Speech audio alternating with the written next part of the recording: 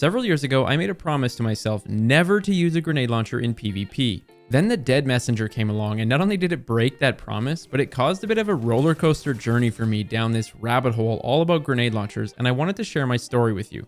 I had this rule refusing to use a GL in PvP based on my belief that they are power weapons. They simply do not belong in the special or primary ammo categories. Because of that, I didn't use things like Mountaintop during its golden age. I deleted any questline or activity that would ever reward one, and I've been auto-dismantling every single GL drop in the history of my time playing. That was all until a friend of mine made me get the Dead Messenger for PvE. And no, this video is not all about PvE. In fact, I'll actually be diving into other grenade launchers as well. But using this thing in the Crucible became addicting with how good it was. I'm not even really sure why. Maybe it's something about the action of, slapping down 3 waves of fire, then swapping to your primary. Maybe it's because of how inconsistent shotguns are now. All I knew is that it definitely felt broken. Like, look at this clip on how fast you can down someone. You don't even have to be close. You can use almost any weapon pairing you want. It's crazy simple. The 3 waves cover such a wide distance on the ground that it feels like you can't miss because you only need one of them to actually hit for the 130 damage to register. So let me explain just how much ground you can cover with this thing, while I also thank the sponsor of today's video, NordPass. You did hear that right. I said pass, not VPN, but it's from the same team, and this thing works very slick. I used to be one of those guys who relied on my memory alone for like the 8 million passwords I had because I never wanted to write them down. But a couple of years ago, I finally gave this a shot and never looked back. First though, look at this wave size and be honest, you knew it shot 3 waves obviously, but would you have really guessed that it covered this much ground? Like, if you had to guess, how wide do you think that is and how much distance do you think it covers? Now with NordPass, once you're set up, you can just go in, you start entering all of your stuff, you can pick labels for like what you want your passwords to be, you can tie them to websites, etc. If you enter your own passwords, it'll tell you whether or not they're good or bad. If I had to guess, you're probably like I was with some bad ones out there, which is why I love the fact that they have a password generator for you as well. The browser extension just ties it all together so that whenever you do go to whatever website or app that you need to log in on, you can just press on the little NordPass symbol and it'll fill out the info. I like this because that way it's not Chrome autofilling, but rather NordPass being that mediator. Back to the wave real quick. Would you have guessed 12 meters of distance and 10 meters wide? I'll show you the vertical height too in a sec, but a couple other nice things about NordPass are the fact that it can sync across your devices. So for me, that's a dual PC setup, my phone, my tablet, and let's say your partner or family member also have a NordPass account. You can actually share specific ones with them, like I could pass my Netflix stuff on to my parents. It can also do things like storing your credit card info for faster checkout. Like, I'll never forget when I was racing to get a Final Mouse Starlight 12. I'm pretty sure I would have never been able to beat all of the bots out there if I had this autofill feature so quickly. Back to that vertical height of that flame, take a look at this. After a bunch of tests, it's essentially how tall a Guardian is. I highly recommend you get your passwords in check, and you can get exclusive access to NordPass's best offer at www.nordpass.com/castle content, or just use my code at the checkout, which is also castle content. Then when you do that, it'll prompt you for a bonus month free. I don't know if it's because I had never really used a GL before, but the more I used this thing, the more intrigued I became. I mean, even taking that scenario where you do have this thing out and you run into someone while they're in the air, most people panic because it's not a shotgun, but you actually have some options. You can either evaluate their height to see if it'll still connect. If they're weak, you can actually direct hit them with it for some damage, then melee. Or what I'll do sometimes is actually deal my damage first and then shoot the ground, knowing that they're on their way down about to land on it.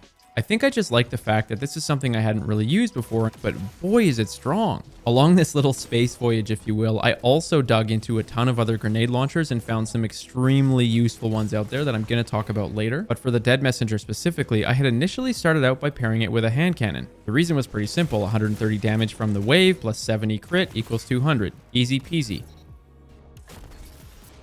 Early on, that was great, but when airborne effectiveness came into play, I realized how much weight I was putting on that one bullet hitting in order to maintain my TTK, so I ended up trying other things. Admittedly, as I record this, they are trying to improve that, but the next setup I ended up going with was a Peacekeeper build on Titan using that quick swap SMG beauty. Missing a bullet on a 900 RPM weapon isn't really the end of the world like it is on a hand cannon. Honestly, all SMGs are great to pair with this, even if you're not on a Titan, but it also opened my eyes to other weapon classes I'd never really given a chance to. Sidearms, for example, something that never really saw the light of day with me, even though they have insanely good TTKs up close. Well, sure enough, you could pair just about any sidearm with the Dead Messenger and absolutely dominate with it. Some pulse rifles, ARs, it pretty much allows you to play in any situation you want. If you play slow, it can be a defense mechanism, or you can use it to deal damage around a corner, on a zone, a trials cap, you name it. I naturally tend to be a very aggressive player, so if you're also like that, as long as you have a high handling weapon to pair with it, you're going to have an absolute blast. The best way to think of the strength of Dead Messenger is almost like a guaranteed 130 damage primer, and that the combined handling of that and your weapon that you pair it with is your time to kill. There are times where I'll shoot this thing at the floor and I'll swap to my SMG and start peppering my opponent before the flame even hits them, and eventually you just get into this groove with it.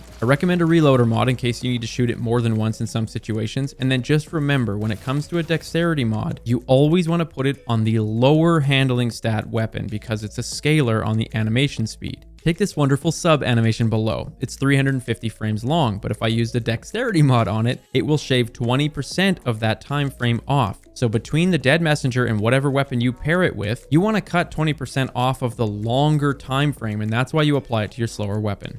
Now, over time, I started to trial a couple more things like hipfire grip. It reads greatly increased accuracy, stability, and precision targeting. That last little bit puts an emphasis on the bullet locking onto a headshot hitbox instead of the body shot hitbox. I realized if I could use a hipfire grip weapon, I could kill even faster because then I'm not wasting time aiming down sights, especially if I'm a little bit further away. I'm not changing my FOV, I'm not losing my radar, it just becomes even more smooth to use it. So after this realization, I went straight to Light.gg's God Roll Finder. I don't know if you've used this website for this specific purpose, but it's amazing. You can see every single weapon with any perk setup you want. I put the filter on the right-hand side set to kinetic slot because the Dead Messenger is an energy weapon. Type in hipfire grip, apply it, and bam, 25 options to pair without needing to aim down sights. All of these are great options, especially the high handling ones. And after using a lot of them for a long time, I eventually said to a buddy of mine, could you imagine if this thing had disruption break? And I'll never forget because they just started laughing at me like, because I'm a YouTuber, how could I possibly be so unknowledgeable?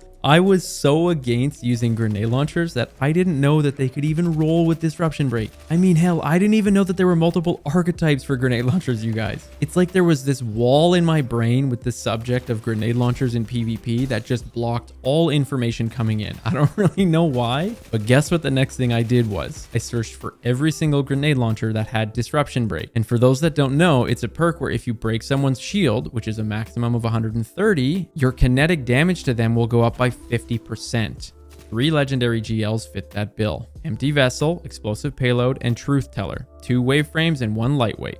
Suddenly, all I can think of is how many of these that I've dismantled over the course of my time playing Destiny, but that's okay. I became very dedicated to finding these and using them. Plus, there was the bonus of auto-loading and having exotics to pair with. Now, seeing as how I didn't have any of the god rolls right away, I did 2 things. Number 1 was bugging the amazing community of nearly 5,000 people in the Castle Content Discord. I'm always blown away by what roles you guys all have, so if you want to join us there, ping me when you get in there and I'd love to get to know you. Number 2 was actually realizing that one of these is craftable. And as much as we give weapon crafting a hard time, I can honestly say this was the first time I felt truly happy it existed. I was able to actually go and make the exact thing I wanted on something that I probably would have never been able to use otherwise. Now, for your interest, this is what I ended up crafting for the explosive personality. The auto-loading isn't actually a must-have, it's just really nice for a smoother gameplay experience, and it allows you to ditch the reloader mod on your arms. After using Dead Messenger for so long, this was a new combination of synergy, being able to use it with exotics that I just could not put down. My absolute favorite pairing with this was actually with the Hipfire Hawkmoon. The 50% damage increase on a 47 body shot is just enough to kill, okay? You do not need a headshot. Just think about that for a second. Look at this clip right here.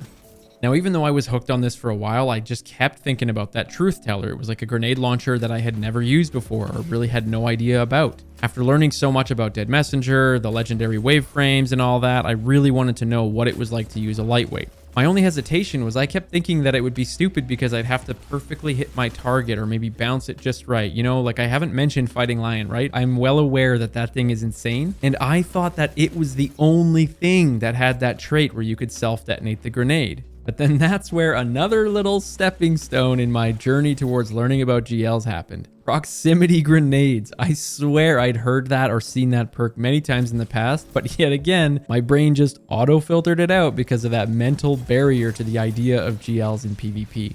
This perk lets a grenade explode based on proximity to the target, and I cannot believe that this is even a thing. You can miss your target entirely, not too different from a wave I suppose, but now you have the ultimate tool for both grounded and in-air opponents. You don't have to hold the mouse for the whole time. If you just shoot it in their general direction, it'll go off when it's close to them. As long as you get used to the velocity of your GL with your aim, you can swap to it just like the other wave frames and use your kinetic to finish them off. And it's funny, the moment I started playing around with this, testing different combos, I ended up landing on the DMT, and it was like some sort of PTSD had kicked in because I'm pretty sure I've died to that exact combo a million times. Even though I still believe GLs do not actually belong in PvP, it was really fun to just do something else for a bit. I have been a hand cannon shotgun user for ages. I'm talking your typical one-trick pony. And as much as I've always preached wanting better balance and the importance of Bungie trying to tone down the cheese like ability usage, this little journey opened a door for me on finding enjoyment using other things. Cool Guy's another really good example. Look at what he did combining that Hunter exotic Caliban's hand with the Dead Messenger.